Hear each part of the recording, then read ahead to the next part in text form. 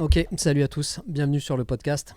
Après une très longue absence, on revient un petit peu sur les podcasts. On a quelques idées qui sont dans nos têtes et donc on va en profiter pour partager un petit peu nos pensées. Et donc du coup, aujourd'hui, le sujet du podcast, ça va être l'évolution du CrossFit ou l'évolution du CrossFit en compétition ou l'évolution des compétitions. Ouais, du sport du CrossFit, vraiment. Ouais, l'évolution du sport du CrossFit.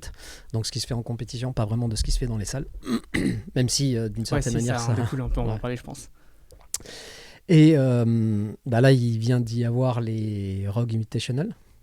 Donc la deuxième grosse compétition CrossFit. Ouais. Avec des gros noms, beaucoup moins d'athlètes et surtout beaucoup de cash prize. 280 000, je crois. Ouais, je 280 000 dollars. Et là, c'est Patrick Vellner qui a gagné et Laura Horvath. Laura Horvath chez les filles. Ouais. Avec Tia Claire en deuxième. Tia Claire Tomé en deuxième. En précisant qu'il y a 5 mois et demi, elle a accouché. Ouais, c'est ça. Ok. Bon, on reviendra peut-être sur ce sujet-là tout à l'heure, mais sujet un petit peu délicat. Donc pour l'évolution du CrossFit, c'est un sujet qu'on a abordé plusieurs fois ensemble. On en a pas mal discuté, notamment en vue de ce qui s'était passé l'année dernière. Pourquoi est-ce qu'on en avait discuté? Je sais même plus. Je pense que ça a commencé quand il y a commencé à avoir les pirouettes, les crossovers, tout ça aux Games. Ça a commencé du coup avec la venue de Bozeman, ouais. Qui a remplacé Dave Castro pour la réalisation des Games, notamment en tout cas des WOD. Et donc beaucoup plus de gym sur les 2 années ou 3 ans qu'il a fait. Ça fait 2 ans là, je crois. Ça a commencé avec, il y a eu quoi? Il y a eu en nouveauté, il y a eu les HSP facing. Il y a eu des dips un petit peu, c'est sur les barres parallèles. Oui, c'est ça le déplacement. Il y a eu les crossover, double under, crossover. En double under. Ouais. Et je crois pas qu'il y avait avant les pirouettes, etc. Non. Il y avait de la rampe, handstand walk. Oui, il y a eu. Et là, il y a eu les pirouettes, c'est à la mode, tout le monde veut en faire maintenant. Mm-hmm. Les free HSP, je sais pas s'il y en a eu aux Games. Il y en a eu il y a 2 ou 3 ans. Où tu sais, ils avaient des abmats, ils devaient faire une distance, marcher, c'était descendre, peut-être avant Bozeman, ça, pour le coup. Probablement. C'était peut-être juste avant que Bozeman reprenne les rênes, je crois. Peut-être. Mais j'ai quand même un gros doute là. Parce que je me demande si, justement aussi... Enfin bon, peu importe. On aurait dû se renseigner avant de se lancer, c'est pas grave.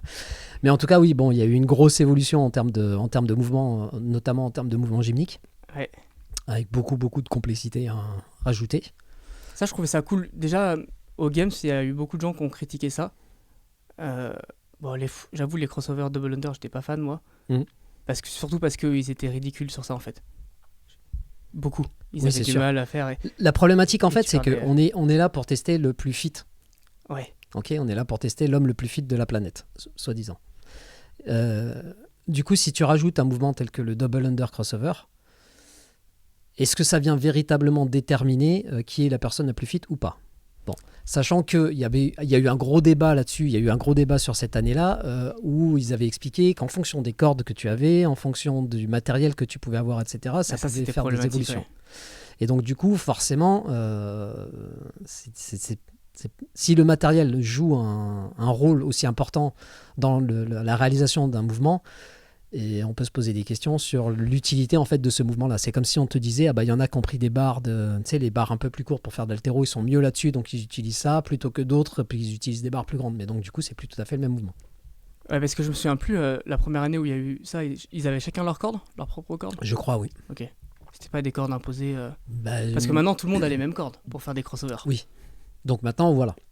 Donc les gens sont adaptés avec le matériel pour... Ouais, mais jusqu'où on va?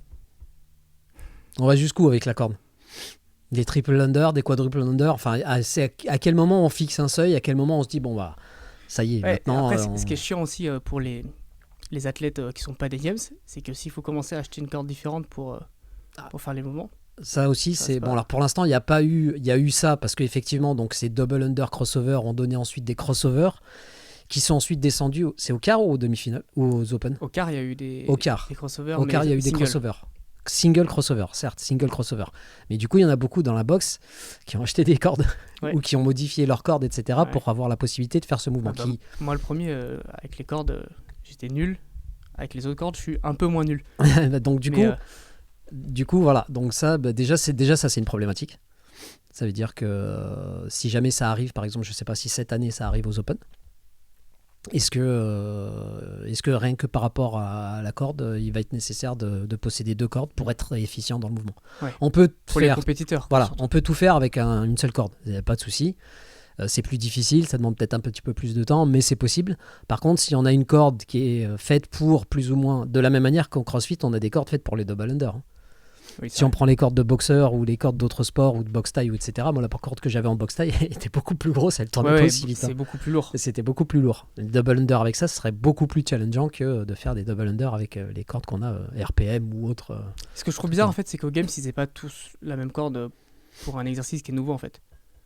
Je me serais attendu à la limite à ce qu'ils donnent les cordes. Étant donné que avec c'est déterminé par leur taille, etc., peut-être que c'est pour ça qu'à la Ouais, base. après, ça se règle, mais. Oui, c'est sûr, c'est sûr.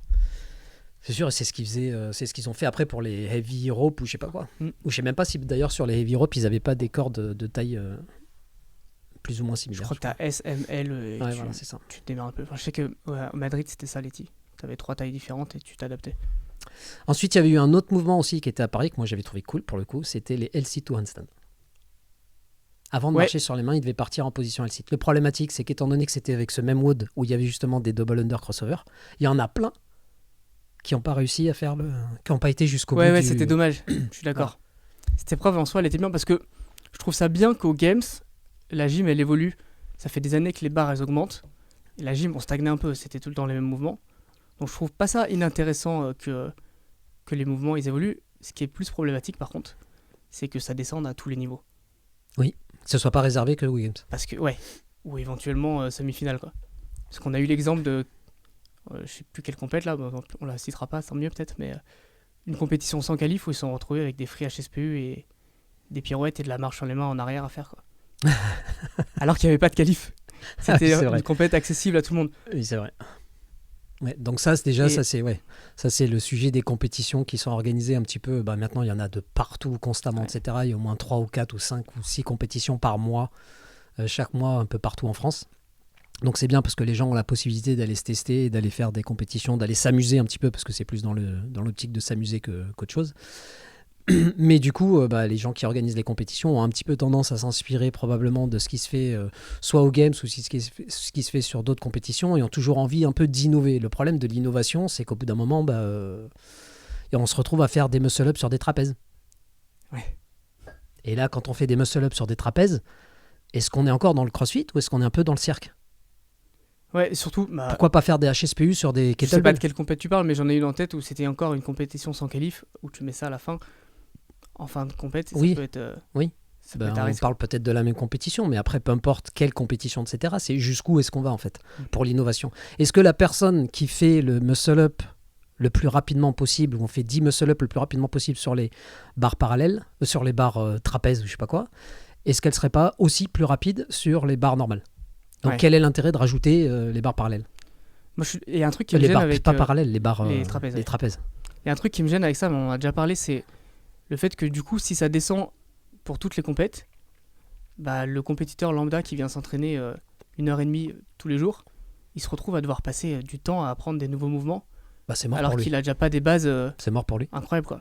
Mais ça va diversifier tellement son entraînement. Donc le crossfit, c'est diversifié, c'est bien, etc. Mais il y avait quand même une certaine redondance des mouvements qui faisait que tu travailles ton air squat, ce sera compatible avec ton front squat, ton back squat, les lunges, etc. Aujourd'hui, maintenant, Il y a un transfert. en gymnastique, dans les mouvements un peu différents, ou etc., il y a tellement de complexité, ou ça rajoute tellement de complexité que à la fin... Donc certes, on est censé être bon dans tout, etc., mais il faut quand même que les bases soient suffisamment développées pour que... Et les gens ne sont pas forcément suffisamment patients. Mais le problème, c'est aussi... Alors, oui, il y a patience des gens, les gens qui veulent le faire dans leur entraînement parce qu'ils ont vu ça aux Games. Oui, Après, ça, c'est du fun, tu fais ce que tu veux à la limite. Mais c'est plus que... Tu vois, par exemple, à la fin de l'année, il y a une compétition, les Kanda, ils ont annoncé déjà qu'il y aurait de la marche sur les mains avec potentiellement des pirouettes, des trucs comme ça. Du coup, tous ceux qui sont qualifiés, ils vont là, travailler dessus. on les a à la boxe, Béranger et Angel, ils passent leur temps à bosser sur ça. Mais est-ce que c'est vraiment le mouvement sur lequel tu dois bosser quand, sans donner de chiffre, tu snatches pas 100 kilos par exemple encore, ou que tu fais pas 15 muscle up unbroken? Je trouve que c'est un peu... Tu passes du temps à développer un skill au lieu de développer des qualités physiques, alors qu'à la base, le crossfit, c'est Donc il d'abord faut que ça tes avant. journées de 4 heures d'entraînement ou 3 heures d'entraînement deviennent 6 heures d'entraînement. Ouais, c'est ça, ou faut etc. s'entraîner plus, en fait. C'est ça. Parce que tu peux pas te permettre non plus de délaisser complètement d'autres mouvements au profit de certains mouvements qui vont tomber une fois, peut-être dans une compétition à un certain Ouais, moment. sauf que qui sont si tu le bosses pas du tout, ultra c'est complètement spécifiques. discriminant en fait. Oui, c'est ça. T'as un WOD avec une traversée avec donc, tu peux des te faire- flèches SP au milieu, si tu sais Exactement. pas faire, Exactement. t'es baisé quoi. Donc ça, c'est problématique. Pour moi, c'est problématique. Et tu penses qu'à partir de quel niveau ça devrait être acceptable? On a vu des Moi, trucs aux Games, je pense que, en fait, ça peut descendre au semi. je pense que même aux Games, il y a suffisamment aujourd'hui de mouvements dans le CrossFit que c'est pas nécessaire d'en rajouter des nouveaux. Tu parles avant qu'ils aient rajouté les derniers mouvements en gym? On va dire que le L-sit ou handstand, c'est pas véritablement un nouveau mouvement, c'est du L-sit combiné avec du handstand. Ouais. On va dire que les crossovers, etc. Bon voilà, ils ont mis ça, ils se sont amusés avec ça. Maintenant, on le garde si vous voulez, il n'y a pas de souci. Mais terminé, avec la corde, terminé. Augmenter les charges, augmenter la lourdeur de la corde, etc. Mais laisser le mouvement tel qu'il est fait, c'est-à-dire le même mouvement. Et après, en termes de complexité sur les mouvements de gymnastique, etc., si un jour ils te sortent un trapèze ou je sais pas quoi, ils l'ont jamais fait encore. Hein. Mais si jamais ils te sortent un trapèze pour faire des muscle-up, etc., je veux qu'on m'explique l'utilité en fait. L'instabilité, il y a des anneaux pour ça. Il y a déjà ça. Donc il y a un moment où il faut dire stop. C'est pas pour rien que Aerox, par exemple, ou peut-être d'autres styles de compétition, il y a une effervescence qui est énorme en ce moment sur Aerox, etc. Outre le fait que les mouvements sont pas complexes, déjà, mais c'est les mêmes mouvements. Ouais. C'est les mêmes mouvements. Donc tu peux t'entraîner pour Aerox et après faire plein d'autres choses à côté et toujours avoir un bon niveau en Aerox. Tu peux t'entraîner 3 fois par semaine à faire de l'haltérophilie et avoir un très bon niveau d'haltérophilie. C'est normal, il n'y a que 2 mouvements. Ouais. Par contre, si tu veux avoir un bon niveau dans tous les domaines, et c'est un peu le niveau du crossfitter, le niveau du crossfitter aujourd'hui, une Tia Clartoumi ou autre, aujourd'hui son niveau en haltérophilie, son niveau en gym et son niveau, c'est etc. 90% des spécialistes. On est très proche, Mais donc si tu rajoutes plein d'autres mouvements à la fin, mais c'est impensable. Intenable aussi au niveau des entraînements. Est-ce que tu penses qu'il y a cette volonté de CrossFit de innover tout le temps, tous les ans, ou alors là, il y a eu un changement de programmateur qui a voulu mettre un petit coup de pied dans la fourmilière et maintenant ça va rester? Moi, je pense que c'est ça la question. Innover sur des mouvements qui ne sont pas complexes, mais qui dépendent des qualités physiques, c'est pas un problématique. Quand ça devient technique, tu innoves au niveau technique, ça devient problématique. Parce que développer les qualités physiques, c'est ce qu'on est censé faire. Donc quand tu fais une opération, par exemple, je pense à l'année où ils ont mis du pegboard. Le pegboard, certes, il y a de la technique, mais c'est pas non plus le mouvement le plus technique. Tu mets tes bras dans les trous et tu tires avec tes bras, avec tes jambes, tu te démerdes comme tu veux, etc. T'es quand même dépendant de ton niveau de force sur le Exactement, tirage, ce sera ta qualité physique qui fera plus la différence que ta qualité technique. Quand tu mets des pirouettes ou des mouvements, etc., tu vois clairement que ceux qui ont fait de la gym auparavant vont exploser tout le monde. Ça, c'est beaucoup plus technique. Sauf si tu mets qu'il faut faire 1 kilomètre de marche sur les mains. Bon, là, il y a l'endurance et de la qualité physique qui rentre en compte. Ouais, par contre, pour le coup, à ce moment-là, même la marche sur les mains, c'est déjà technique à la base, quoi. C'est clair, mais ça ça a toujours fait partie du crossfit. Ouais, il faut choisir les mouvements en fait de base. Voilà. Il y a un moment où tu es obligé dessus, de t'arrêter. Sinon, tu as des compétitions qui vont être complètement... C'est ce qui est reproché un petit peu au CrossFit, ce qui fait que beaucoup de gens déjà ne suivent pas forcément le CrossFit ou ne sont pas intéressés par les compétitions de CrossFit, ou etc. C'est que c'est pas suffisamment redondant et que c'est pas les mêmes compétitions, les mêmes mouvements. Et donc du coup, on teste pas forcément le meilleur athlète, même si c'est polyvalent parce que tu peux avoir dans plusieurs domaines, parce que ça change constamment. Et donc on voit clairement que Andrew Wheeler a fait une vidéo notamment sur le fait que Tia Clartoumi aurait dû gagner les Rogue Invitational. Elle n'a pas gagné. Ouais. Aurait dû dans la mesure, tout simplement parce que ils ont modifié les watts parce qu'il pleuvait. Et ils ont enlevé des éléments complexes, tels que le montée de corde. Tu veux dire que selon lui, et ils ont remplacé par des éléments où ça favorisait un peu ça, plus les... pour le coup, après avoir regardé la vidéo, c'est vrai qu'il y a certains éléments où Danny Spiegel n'aurait pas pu gagner parce qu'il y aurait eu de la corde. Tu sais, l'espèce de sprint où il courait par-dessus les logs, etc. devait se faire avec de la corde. Okay. S'il y avait eu de la corde legless, Danny Spiegel ou Laura Horvath, ou Laura Horvath aurait été beaucoup plus en difficulté que d'autres athlètes, notamment Tia Clartoumi, etc. Ouais. Donc ça aurait favorisé ces athlètes-là. Ouais, même si après, il y a tellement d'épreuves que généralement, ils s'en sortent pour arriver à tester comme tout le monde. Tu vois, les premiers, ça reste un petit peu tout le temps les mêmes, quoi. Quand on modifie 4 sur, je sais plus combien, 4 sur 12, je sais plus combien ils avaient de VOD au total, ça fait quand même pas mal. Moi, je trouve qu'il y a plus ce problème aux cartes finales que quand on avance dans la compète sur les games où il y a plus d'épreuves. C'est-à-dire carte finale, d'une année à l'autre, tu peux voir des différences. Il y a une année où c'était très très orienté sur la force. Ah oui, oui, ok. Et Oui, c'est clair. il y a des gens qui étaient top 10% qui se qualifiaient tout juste aux Open, qui faisaient des supercars et inversement, quoi. Ouais, complètement. Mais j'ai l'impression qu'il y a moins ça aux Games quand même. Je pense que c'est plus programmé, il y a plus d'épreuves, donc c'est... J'ai quand même l'impression que les Games... En fait, la question que je me pose, c'est ça. Imagine un athlète, un très très très bon athlète, vraiment très fort, très endurant, super bon cardio, équilibré, etc. Super équilibré, etc. Il arrive aux Games, il peut se faire dégommer des Games parce qu'il y a des double under crossover ou parce que, etc. Ouais, mais c'est qui le meilleur athlète du coup? Enfin, ou parce qu'il y a des, je sais pas moi, des pirouettes, ou il y a des nouveaux Après, trucs, le discours, ça va être les que- pullovers. que l'équilibre et la coordination, ça fait partie du CrossFit et que donc on est censé être bon sur ça aussi, tu vois. Comme il y a des compètes, alors c'est plus des compètes pour le fun souvent qui font ça, mais il y a des compètes où il y a du tir. On est d'accord, mais maintenant la question c'est est-ce que tu travailles autant ta coordination motrice, etc., quand tu fais de la marche sur les mains, ou quand tu fais des L-sit ou handstand, etc., que quand tu fais des pirouettes? Et si c'est le cas, pourquoi augmenter la complexité? Est-ce qu'il n'y a pas un moment est-ce qu'il n'y a pas un moment pour une compétition? Parce que le but, au-delà de simplement de tester pour le unknown and unknowable, ok, pas de souci, jusqu'où on va? Moi, je pense que le vrai truc derrière, c'est pour le spectacle en fait. Oui, À mon Il y a avis, des il y a cette peur que les audiences baissent, que ça plaise moins. Du coup, on essaie de rajouter des choses de plus en plus spectaculaires. ouais, sauf que... Sauf que pour le coup, les crossovers c'était raté parce qu'ils se prenaient les pieds tellement ouais, que mais enfin, ça n'avait rien de spectaculaire. Par contre, le L-sit to handstand, t'es d'accord que quand tu vois une épreuve avec L-sit to handstand et ensuite il marche sur les mains, c'est un peu plus spectaculaire que juste des gens qui se lancent sur les mains, tu vois. oui, mais parce que ça me plaît. Parce que j'aime bien ça. Parce que c'est des mouvements que je suis en train de travailler moi actuellement. Ouais. Mais les mouvements que je suis en train de travailler actuellement, notamment le headsit, le handstand hold, etc., c'est des mouvements qui sont aussi longs que d'apprendre à snatcher. Oui, c'est sûr. Et donc, du coup, qu'est-ce que tu dis à un athlète qui a envie de faire de la compétition, qui arrive dans le crossfit? Un athlète qui vient faire du foot, du basket, du aerox ou n'importe quoi, etc., les mouvements, ils sont ultra simples. Et c'est super accessible de faire des compétitions. Mais c'est pour ça que moi, ça me gêne pas trop qu'il y ait des trucs qui évoluent comme ça aux Games. Parce qu'ils ont déjà tellement un niveau qui stagne sur plein de choses que si tu leur rajoutes un mouvement pour l'année d'après, ça va pas trop changer On est d'accord. entre les athlètes des Games. Par contre, pour le nouveau qui arrive, La problématique des Games, c'est que c'est le problématique. fil conducteur des quarts de finale, des semi-finales, des quarts de finale et des Open.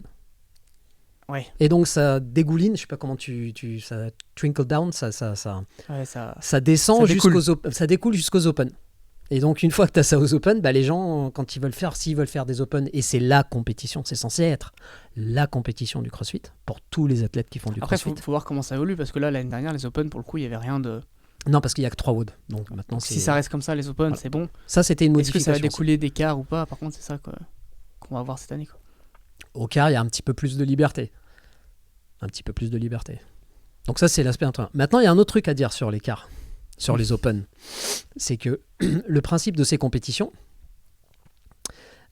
c'est de se tester, De faire un classement mondial. de faire un classement mondial. C'est-à-dire que d'une année sur l'autre, tu vois plus ou moins si tu as évolué, si ton classement est supérieur et donc si tu as gagné en fitness. À la base, c'est ça.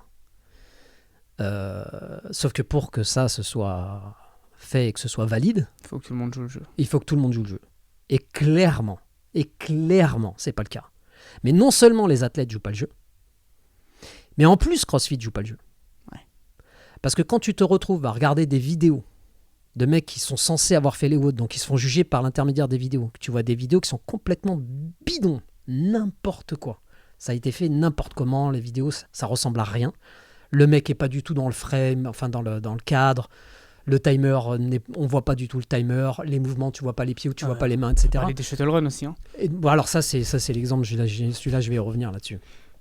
Et que du coup, les vidéos sont non seulement jugées par des juges qui, soit dit en passant, passent 10e fois d'affilée leur putain de judge course de merde, là, En payant. en payant, ouais, alors que tu payes l'affiliation, etc., sans déconner.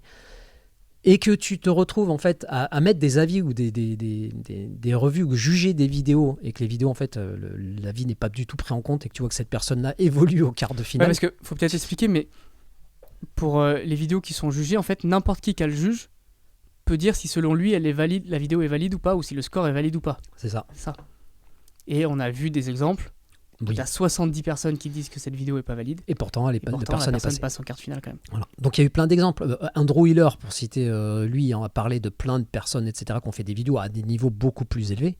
Mais il y a quand même l'exemple à la boxe ici, où il y a eu effectivement, c'était les quarts de finale il y a 2 ans ou 3 Il ans. y a 2 ans.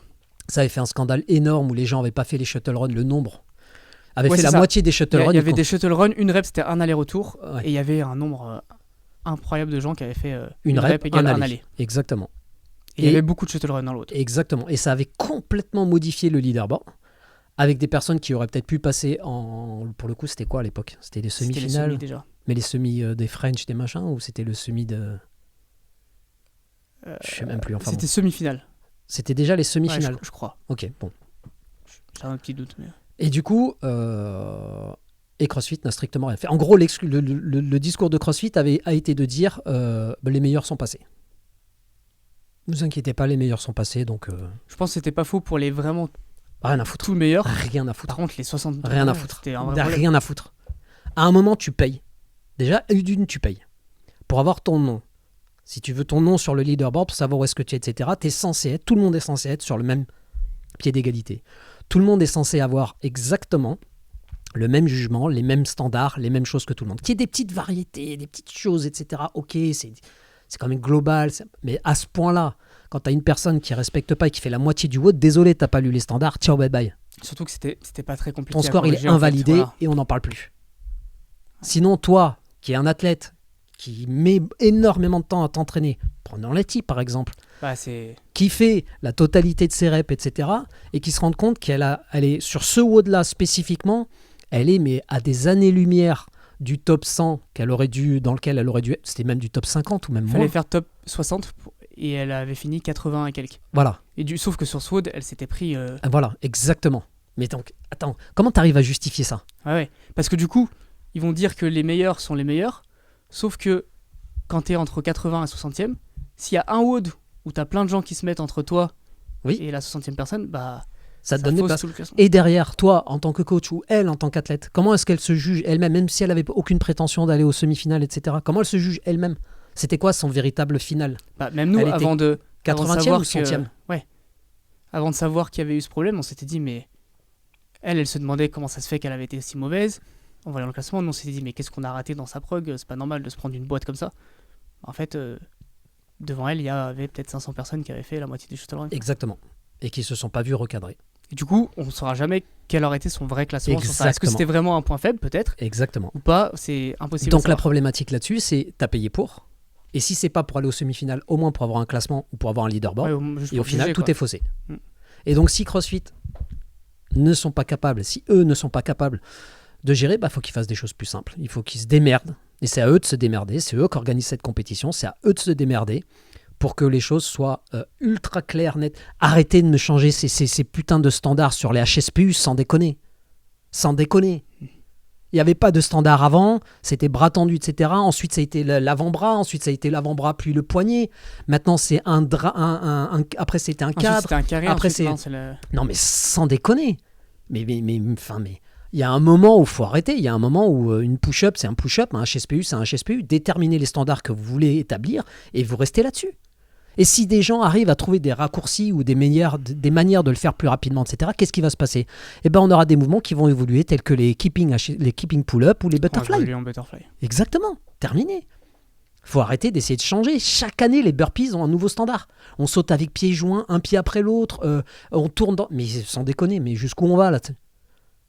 Toi, tu veux essayer d'organiser des compétitions. D'autant plus si après, derrière, sur des trucs aussi gros que faire la moitié des shuttle runs, c'est pas corrigé, quoi.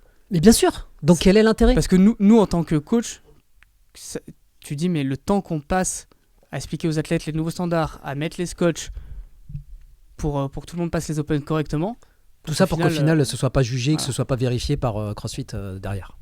Aucun intérêt. Aucun intérêt. Et donc dans cette optique-là, bah forcément, moi en tant qu'honneur déjà, j'ai de plus en plus de mal à recruter des gens pour les open parce que enfin, honnêtement, depuis l'année des shuttle runs, etc., j'ai pris une claque dans la tête et je me suis dit, mais c'est n'importe quoi.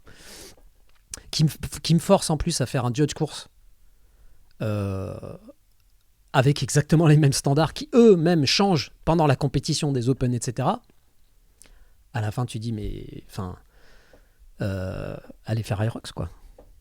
Enfin, Une compétition Aerox, ce sera beaucoup plus simple. Les standards, une fois qu'ils ont été établis, ils ont été établis. Alors, je sais pas, parce que je ne suis pas vraiment ce qu'ils font, etc. Mais j'imagine que sur les farmer carry, les lunges, etc., il ne doit pas y avoir 3 milliards de standards. Donc, le seul standard que j'ai vu, c'était sur les burpees broad jump, où tu avais une distance de main et de pied. Mais une fois que tu as déterminé ça, terminé, c'est ta compétition. J'imagine pas qu'au tennis, ils rajoutent des règles, ou ils modifient les règles, la manière de prendre la raquette, ou etc. Au tennis, au ping-pong, au foot, au basketball, enfin dans toutes ces compétitions qui existent. Je les vois pas modifier constamment les. Alors après, peut-être que c'est le cas et que du coup, je vais me renseigner un petit peu plus. Mais en CrossFit, honnêtement, c'est modifier certaines règles parce que je veux dire, le CrossFit c'est récent au début. Si tu te rends compte qu'il y a un truc qui est pas top, que tu le modifies pour l'année d'après, pourquoi pas. Par exemple, je me souviens les HSPE quand on devait prendre l'avant-bras là, c'était n'importe quoi en fonction du ratio avant-bras taille des gens. Mais les wall walks, c'était n'importe quoi. Les wall walks, tiens, c'est pas la même pour nous. Ouais. On n'est pas baisé par rapport au wall walk. Si, mais encore, c'est une question de taille, on va dire. T'as d'autres trucs. Mais rien à foutre. Pourquoi est-ce qu'un mec qui fait 2 mètres, etc., devrait mettre ses mains ici? Le standard avant, celui des avant-bras, il était beaucoup plus juste en fait. Mais standard. Il faut juste rester sur un truc. Donc c'est quoi? Mais on est d'accord. Il y avait peut-être des standards qui étaient justes, etc., et d'autres qui étaient moins justes. La problématique, c'est pas qu'ils soient justes ou pas justes. La problématique, c'est qu'il y ait des standards qui évoluent et qui changent constamment. Si tu retrouves ici, le premier standard, c'est pourquoi pas simplement limiter l'écartement des mains. L'écartement, tu te mets dans une box, comme ils avaient fait, je sais plus quelle année, etc. Tu te mets dans une box et on n'en parle plus. Ouais, écartement, bras tendu en haut. Bras tendu en bas, avec la les pieds tête qui touchent. Terminé. Peu importe là, on s'en fout de la taille de ton avant-bras, on s'en fout. Tu as quand même une marge de manœuvre pour positionner tes mains, etc. On s'en fout de la taille de ton bras fléchi et de ton avant-bras. Enfin, ouais, parce qu'en plus, tu te retrouves sur des trucs aberrants où les gens ils font les tests, ils essayent d'abaisser les épaules. Ben voilà, tu mets tes marques au sol, on n'en parle plus. Quand on avait fait les wall walks la première année, c'était le niveau des épaules, etc. Et ensuite, derrière, au niveau du comment ça s'appelle il y avait genre une distance au niveau deux scotch, il y avait 2 scotch, tu devais toucher tes 2 scotch. Et puis au final, ils ont décidé de mettre un scotch pour tout le monde, etc. Mais moi, je m'en fous que ce soit un avantage ou un désavantage pour moi, ou etc. La problématique n'est pas les avantages, etc. Ouais, la problématique, c'est, voilà, ce standard, c'est celui-ci. Et toi, derrière, quand tu vas coacher pendant 1 an, tu vas pas te casser les pieds et leur dire, maintenant, le standard, c'est celui-ci. Et puis, non, finalement, c'est différent. Les burpees, c'est on saute pieds joints, on saute un pied par-dessus l'autre. Il faut que les 2 pieds soient au-dessus de la barre au même moment, mais par contre, tu peux partir un pied après l'autre. Ouais. Sans déconner. Wow. C'était un peu n'importe quoi. Ouais. Est-ce que du coup, tu penses que Aerox, ça répond un petit peu à ces problématiques? Parce que c'est le truc du moment là. Ouais. Aerox, nous, on s'est affiliés il y a peu de temps. Mm. Et à ton avis, pourquoi ça fonctionne aussi bien? Parce que là, clairement, en fait, je ne compte plus le nombre d'adhérents qui nous ont dit qu'ils voulaient s'inscrire au prochain, quoi. Alors déjà, je pense une chose. Si tu fais des compétitions de Aerox, ça n'empêche en rien le fait que tu peux t'entraîner et faire du CrossFit. Oui, bien sûr. Donc déjà, ça enlève rien à ta pratique actuelle. Ensuite, c'est une compétition où c'est facile de s'y préparer. Déjà, il faut courir beaucoup. Mais c'est facile de s'y préparer. Tu sais exactement à quoi t'attendre. Tu sais exactement quelles vont être les charges, quelle va être la difficulté et ce que tu vas devoir faire. C'est comme quand tu t'inscris pour aller faire un Run in Lyon. Pour ceux qui sont à Lyon, c'est une compétition, comment ça s'appelle ? C'est une course. Une course à pied, il y a un marathon, un semi-marathon, 10 km, un 5K, etc. Quand tu t'inscris pour faire cette compétition-là, tu sais exactement dans quoi tu te lances. Quand tu vas faire n'importe quelle autre compétition, tu sais exactement dans quoi tu te lances. Donc ça, c'est déterminé. Et je pense aussi que le Aerox, ça répond à la problématique de... Tu as de plus en plus de monde qui vient au CrossFit. Pas que des compétiteurs qui veulent s'entraîner 2 heures par jour, 5 fois par semaine. Tu as des gens qui s'entraînent beaucoup moins. Et le Aerox, c'est un effort qui ressemble, même si c'est plus long. En tout cas, l'entraînement, ça ressemble à ce qu'on peut faire en CrossFit. Oui. Sauf que tu enlèves tous les trucs complexes. Techniquement. Techniquement, je parlerai. Et je pense que ça a un gros attrait pour les gens. Parce que quelqu'un qui vient s'entraîner que 2 fois par semaine, avant qu'il ait un snatch décent et qu'il fasse des muscle-up, ça va lui prendre du temps suivant son passé sportif. Alors que faire des wall balls, courir et du farmer walk, il va pouvoir se faire plaisir et mettre de l'intensité beaucoup plus vite. Il sait exactement à quoi s'attendre. Tu vois, par exemple, en BJJ, il y a des compétitions à tous les niveaux. Tu viens d'arriver, tu fais 6 mois de BJJ, c'est Brazilian Jiu-Jitsu. Tu fais 6 mois de Brazilian Jiu-Jitsu et tu lui fais des compétitions. Tu peux faire des compétitions face à une personne qui a la même ceinture que toi. Ouais. Donc le même niveau que toi.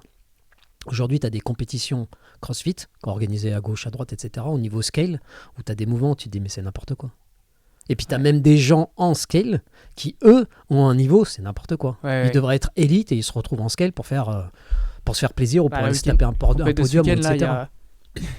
sur une compétition qualif, il y a un mec qui a sorti un 4 front squat départ du sol à 160, un truc comme ça. Bon, voilà. C'est quasiment au niveau games. Ok. Alors peut-être que le mec il se dit ouais mais j'arrive pas à faire plus de 25 Après, je pull-ups sais pas, unbroken. ça se trouve son équipe. Oui, mais Ça se bon, trouve, ils ont rien fait de fou. Hein, et c'est peut-être juste son gros point fort à lui, mais il y a quand même un. il y a déjà eu, et je crois que c'est les West Coast, où en scale, c'est n'importe quoi. Bah voilà. Quand parce qu'encore là, c'était une compétition qualif, tu te dis, il y a un niveau différent. Par contre, quand t'as scale intermédiaire RX, et qu'en scale, t'as des mecs qui font du touch and go à 105 kg en snatch. Mais ça c'était un truc, qui aurait pu être implémenté là, parce que récemment, enfin c'était il y a 1 an ou 2 ans, ils ont mis des niveaux en CrossFit. Oui, par rapport à ton percentile. Voilà. Donc si tu as tel percentile, tu as tel niveau, etc. Et bien, faire des compétitions ou organiser des compétitions avec... Attention, hein, je parle pas des compétitions que les box organisent, etc. pour s'amuser, pour le fun, ça on s'en fout. Tout le monde peut aller s'amuser. Nous, quand on fait une compétition à la boxe, etc., on met les standards, on dit aux gens, même si de toute manière les gens n'arrivent pas à faire le mouvement RX, on peut scaler. Enfin, ouais. Par exemple, la compétition qui a été faite ce week-end, là, c'était quoi là où j'étais là Forest Game. Les Forest Games, ou etc. Où dans les woods, les gens avaient la possibilité de scaler s'ils n'avaient pas la capacité de faire les mouvements, etc. Mais c'est Et génial. ça faisait des points différents, ça. Oui, ils étaient classés en scale, etc. Mais ça, c'est top. Tu laisses la possibilité à tout le monde de venir s'entraîner, etc. Et ça, c'est des compétitions, c'est pour le fun. Oui, ça, c'est de la compétition qualif. Voilà. Compétition sans qualif, etc. C'est encore une autre où tu mets tes standards. Par contre, essaye de mettre des standards où tu respectes toi-même tes standards. Tu mets pas, il faut marcher sur les mains, puis après tu leur demandes de faire des pirouettes, des HSPU, etc. Comme la dernière qu'on vient de citer, marcher sur là. Il y a un moment où il faut des garde-fous quand même, d'une certaine manière, ou pas partir un peu dans tous les sens. Mais si effectivement les compétitions étaient peut-être organisées et que les gens regardaient un petit peu plus ce qui était fait aux Open, déjà ça encouragerait beaucoup plus de monde à faire les Open pour obtenir son petit macaron, je suis tel niveau. Ouais. Et donc je peux accéder à certaines compétitions, ou je suis refusé de certaines parce que mon niveau est trop élevé. Toutes les compétitions parce que scale. ça aujourd'hui, je trouve c'est très dur de... Tu vois, l'année dernière, il y en a ici qui sont inscrits au French. Bon, si c'était pas en élite, c'est sûr. La question, c'était RX ou intermédiaire. Moi, je me dis, ils ont tous les mouvements, ils sont pas mal RX, quoi. Et en fait, tu te rends compte que même en scale, c'est pas sûr qu'ils se seraient qualifiés, quoi. Oui, donc bon. c'est chaud. Bah ça, c'est... Oui. Alors que si tu te bases sur les niveaux, au moins... Tu sais qu'à la fin, tout le monde va se battre avec des gens de leur niveau. Exactement. Tu sais quel est ton niveau, tu sais quelle est ta ceinture. Voilà, tu as une ceinture de noir ou bleu ou violet de Brazilian Jiu-Jitsu ou autre, ta compétition et ton niveau, c'est ça. Voilà. Parce que peu importe, tu peux être moins fort que d'autres ceintures bleues, etc., qui sont sur le point de changer. Moi, je pensais vraiment que c'est un truc qu'ils allaient mettre en place. Parce que quand ils ont parlé de ces niveaux, je me suis dit que c'était cool. Et en plus, ça redonne un intérêt aux Open qui ont de moins en moins d'inscrits au fil des ans, quand même. Je ne sais pas si c'est tous les ans de moins, mais en tout cas par rapport à... concrètement, déjà moi, pourquoi est-ce que je vais promouvoir les Open ? Quelle serait ma raison, moi, en tant qu'honneur, de promouvoir les Open ? D'organiser un événement pour la boxe, super sympa, machin, etc. Mais je peux le faire par l'intermédiaire de plein d'autres choses que les Open. Pas besoin de leur faire payer $20, etc. pour payer CrossFit, pour que de toute manière, ils n'aient pas leur nom sur un leaderboard. Ouais. On peut faire un leaderboard à la boxe, reprendre les woods, terminer. Donc quelle est la raison, en fait, de pousser à faire ça ? Déjà, il faudrait que le judging il soit clair. Il faudrait qu'il y ait des standards qui arrêtent de nous casser les burnes, franchement. Ça me saoule. Mais voilà, des standards propres, clairs et nets, et qu'on sache que ça va être les standards, et que c'est les standards, et que ça reste ces standards-là. Le burpee, c'est comme ça. C'est des burpees c'est des mouvements tellement simples. Qu'ensuite, il y ait un intérêt pour les athlètes qui font les games d'avoir justement ce macaron, ou ce jugement, ou je sais, ce classement, quoi. Voilà, ce classement qui leur permettrait éventuellement d'accéder à d'autres compétitions, ou de savoir quel est le niveau de la compétition et que les gens qui organisent des compétitions d'un certain niveau en France, etc., se basent là-dessus pour ensuite déterminer quelles sont les charges, etc., en sachant que ils savent que s'ils prennent le niveau 4 et 5, ils savent que c'est les gens qui sont classés 50 000 sur 100 000, par exemple. Ouais, ça, percentile 40. Exactement. Oui, voilà, percentile 40 ou 50%. Donc ils savent que plus ou moins, parce qu'ils ont des gens dans leur box qui sont classés 40-50, donc ils savent plus ou moins le niveau de ces personnes-là. Ça pourrait être une des solutions. Ouais. Mais ça redonnerait un vrai entrain, je pense. Ouais. Oui, je pense d'une certaine manière. Déjà, ça redonnerait un sacré coup de boost aux Open. Ouais. Parce que je te garantis que si toutes les personnes qui organisaient des compétitions en France se basaient maintenant sur ce et puis même niveau, pour les athlètes. Oui. Tu sais que tu as besoin d'être passé pour les Open pour faire ça. Alors après, ce serait pas parfait parce que tu auras toujours le problème. Et si tu es blessé pendant les Open, etc., il y a plein de trucs. Mais ça pourrait déjà dégrossir le niveau. Je suis même pas sûr que le niveau il soit basé sur la dernière année simplement. Je crois que si l'année précédente, tu avais un certain niveau, je ne sais pas quel niveau je suis, je n'ai même pas regardé, Oui, c'est vrai.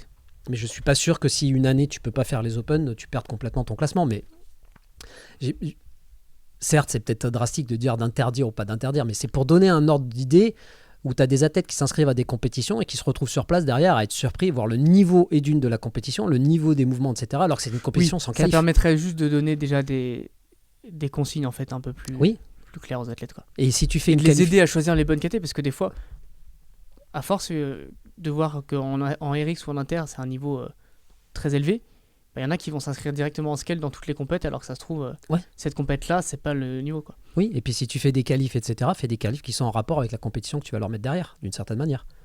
Si ton qualif, c'est juste un deadlift et qu'après, derrière, tu leur fais faire des muscle-up, bah, c'est peut-être pas les mêmes personnes qui se seraient qualifiées s'ils avaient su que c'est des muscle-up. Enfin, bon, après, on est un peu parti, là, de manière un peu générale, sur les compétitions autres que celles de CrossFit, mais ouais, de manière générale... Je pense que l'évolution en fait qu'il y a eu dans le CrossFit n'a pas apporté que des bonnes choses en fait au CrossFit. Et je pense que toutes ces histoires de judging, de standards, mais j'en vois plein qui sont parfaitement conscients que quand ils font une compétition, quand ils font les Open, etc., ils sont conscients qu'il y a plein de gens qui vont pas respecter les règles. Du coup, ça enlève vraiment l'envie de participer en fait. Quand tu sais que t'en as qui vont gruger, qui vont tricher, etc. Et quand tu sais qu'en plus Andrew Wheeler, il met en évidence des vidéos de personnes d'un certain statut, des personnes En fait, au niveau du CrossFit et que ça passe quand même, Je trouve que c'est ça le pire, c'est du parce que foutage de gueule. limite que CrossFit dise aux Open, on peut pas contrôler tout le monde. C'est la responsabilité de chaque honneur de boxe, je peux l'entendre un petit peu. Mais quand t'as des athlètes de haut niveau qui en vidéo, mais je crois que même Tia Claire Toumi, c'était arrivé sur les wall walk, Bah, tu as Claire tous Touli, ces wall walk no rep une année parce qu'elle partait pas correctement. Quand les gros athlètes de haut niveau ils sont pas corrigés, c'est un vrai problème parce que tout le monde peut le voir. Ouais. Et ça donne le message de faites ce que vous voulez, on s'en fout. Oui, voilà, vous êtes une star, vous êtes déjà allé au game, c'est bon, on vous acceptera votre performance. Ipen Steel ou etc., où tu vois la vidéo qu'il a fait, bon, finalement, c'est lui qui s'est retiré du truc, Ouais, je sais. mais qui faisait pas des wall. Enfin, la problématique, c'est la règle que nous, on essaye de s'appliquer à nous-mêmes, elle doit être appliquée à toutes les stars qui font du CrossFit, etc. Peu importe. Encore plus, c'est eux qui donnent l'exemple. Encore plus, exactement. Il y a eu une année, il y a très longtemps, où le public a eu raison, c'était avec Josh Bridges sur les deadlifts. Ouais. Où là, ça avait... Il avait raté sa qualif Non, à cause de ça. Non, parce que non, il lui avait fait une pénalité, je crois, Une de grosse 15%, pénalité, mais etc. Et du coup, il était quand même passé, je crois. Je crois qu'il avait refait peut-être. Je sais plus. J'ai un doute là-dessus. Mais en tout cas, ouais, il s'était pris une grosse pénalité. Ouais, parce que les gens avaient vu sa vidéo, ça avait fait un tel scandale, etc. Bon, on peut dire qu'à l'époque, les gens qui faisaient du CrossFit étaient beaucoup plus acerbes, c'était des CrossFitters à fond. Et qu'aujourd'hui, c'est un peu plus, ça s'est un peu plus démocratisé, on va dire. Et donc, du coup, ça se fond dans la masse un petit peu. Mais à l'époque, Josh Bridges, c'était une star. Il a fait un WOD où on voyait ses standards. Le standard qui n'était pas top, mais apparemment, c'était l'angle de la caméra. Et il s'est fait démolir. Ouais. Et du coup, CrossFit a décidé... Parce qu'après, ils avaient validé sa vidéo. Et finalement, ils sont revenus en arrière en disant, ouais, on va mettre une pénalité de 15%. Et des fois, même la pénalité de 15%, c'est pas suffisant. Et il y a des solutions qui existent. Andrew Wheeler, notamment, on a sorti plusieurs. Ça fait plusieurs fois que je le cite dans le podcast. Mais il en a fait plusieurs, etc., où il expliquait qu'il y avait plusieurs manières en fait, de juger les gens en fonction des no-reps pour que ce soit véritablement... et que si tu fais tout un WOD avec un quart de mouvement, bah, à la fin... On s'est déjà fait la réflexion, mais typiquement sur des wall balls, où si une no-rep c'est une seconde de pause, bah, si tu touches pas la cible, tu vas pas la refaire en fait. Ouais, c'est ça. Tu prends une seconde et tu gagnes quand même une seconde sur ton... Exactement. Plutôt que de la refaire. Exactement. Il y en a plein qui jouent sur la... Alors après, c'est jouer avec les règles, mais il y en a plein qui jouent sur ça, donc... Mais c'est mais bon, ça, c'est moins pire que faire des vrais no-reps et de pas être corrigé derrière, quoi. Parce qu'il y a eu cet exemple aussi. Exactement. Il faut que CrossFit se tienne rigueur, soit aussi rigoureux dans l'analyse de leurs vidéos, etc., des athlètes, que ce qu'ils demandent quand ils font passer le level 2, pas le level 2, le judge course. Et soit dit en passant, c'est bon, le judge course, c'est bon. Ça y est. On le connaît. Ouais, ça y est. Je pense qu'on le connaît, on a jugé suffisamment, etc. Je pense qu'au bout de 5 ans, il y a prescription, tu n'as plus besoin de le refaire tous les ans, surtout qu'il ne change pas. Et surtout quand tu es honneur. C'est pas cette année où il y avait des mouvements où c'était pas... Ce qui était dans le jeu jour, c'était pas exactement le même standard que... Si. Si, je C'est sais les plus wall sur walk, quel non, mouvement, ou- sur les wall walk, oui, où effectivement, où ils te disent c'est comme ça, c'est comme ça, c'est comme ça, puis au moment où tu tombes, tu regardes ton... Donc toi, imagine, tu as fait ton judge course, tu viens de passer ton judge course, tu vas juger un athlète, tu as retenu ce qu'on t'a expliqué dans le judge Ouais. course sur le wall walk ou tel autre mouvement, ou le burpee par exemple, et tu te retrouves en fait face à un mouvement qui a complètement changé parce que dans le standard des Open, il modifie le mouvement. Parce que ça, c'est galère aussi pour les honneurs. Hein. Nous, on a fait le. C'est le dernier autre qu'on a fait à la boxe le jeudi soir. Ah oui, ouais, qu'on a fait en soirée, etc. Quand tu mets 50 minutes pour mettre en place Ouais, c'est clair. le temps de lire le règlement, C'est ça. de mettre. En plus, c'était là la première fois où il y avait le scotch, je crois, avec les HSPU Oui. pour le facing. Le temps d'expliquer aux athlètes, de mettre les scotch. Tu passes un temps fou en fait Mhm. pour des trucs. C'est ça. Tout Ça- ça pour donc- pas que ce soit... Donc ça non plus pour toi en tant que honneur, ça te motive pas à inciter le plus de gens possible à faire les Open quoi. Non, c'est clair. C'est clair. Bon, est-ce qu'on a loupé des sujets sur la compète? Ouais, il y a un truc. Mhm. Tu penses quoi toi du fait, parce que ça c'est récent aussi CrossFit, ils ont annoncé que les games maintenant Elite ce serait différent des Masters et des adaptatives. Soi-disant pour redonner de l'intérêt aux autres catégories. Bon, bah moi, étant donné que je vais me qualifier pour les Games cette année, ça me fait chier parce que du coup, je serai pas avec, Tu seras pas avec les autres. les élites. C'est Ah, très chier. dommage. Je sais pas ce que... En fait, eux, ils le font, je pense, d'un point de vue communication, d'un point de vue marketing, etc., où ce sera peut-être plus facile de communiquer de manière... Ou en tout cas de mettre un peu plus... Parce que clairement les Games, les Masters, il n'y a aucune com dessus. Les teens, on non plus. Donc du coup, je me dis peut-être que ça peut... Moi je pense qu'il y a deux options en fait, et ça va dépendre de... Parce que ceux qui vont voir les adaptatives, ou les Masters ou les Teens aux Games, c'est parce qu'ils sont déjà sur place. Donc je ne pense pas Pas qu'il y, faux. qu'il y ait beaucoup de gens qui vont aller au Pas Games faux. Spécial Master. Par contre, si jamais la couverture médiatique elle est propre et qu'ils mettent autant d'énergie dans les Games Master par exemple, ou adaptatives qu'ils font en élite, là ça peut être intéressant. Tu vois, si derrière tu as de la vraie rediffusion où tu peux les voir bien filmés, etc., ce qui n'est pas le cas pour l'instant. Ce qui n'a pas été le cas cette année. Les années d'avant, les Masters, on pouvait voir les compétitions, etc. Ouais, c'était Mais- aussi bien que les... Ah, bah, c'était plus... Parce que là, en non, il n'y termes avait de... pas de commentaires, etc. Mais oui, tu pouvais voir tous les athlètes, etc. qui passaient. Ok. Et l'année dernière, il y avait une caméra. Ah oui, c'est vrai. C'était mais Parce que si n'importe c'est bien quoi. couvert médiatiquement, pour les fans du CrossFit, je trouve ça cool. T'as les Games en août, t'as les Masters en septembre, t'as les autres en novembre. Voilà. Ça peut être sympa. Par Déjà, il y a contre, ça. pour eux, ils auront pas du public. Je n'y crois pas qu'ils auront un vrai public. Après, Avec beaucoup est-ce de que gens. le public présent en live, est-ce que c'est aussi important que la notoriété que ça pourrait apporter à certaines personnes parce qu'il y aurait plus de visu? Parce que quand il y a la compétition que des élites, que des teens par exemple, ce serait que les teens. Ouais. Donc nous, Non, je pense que... on serait plus à même peut-être. Moi perso, je regarde pas les teens. Je regarde pas les teens, je regarde pas les masters.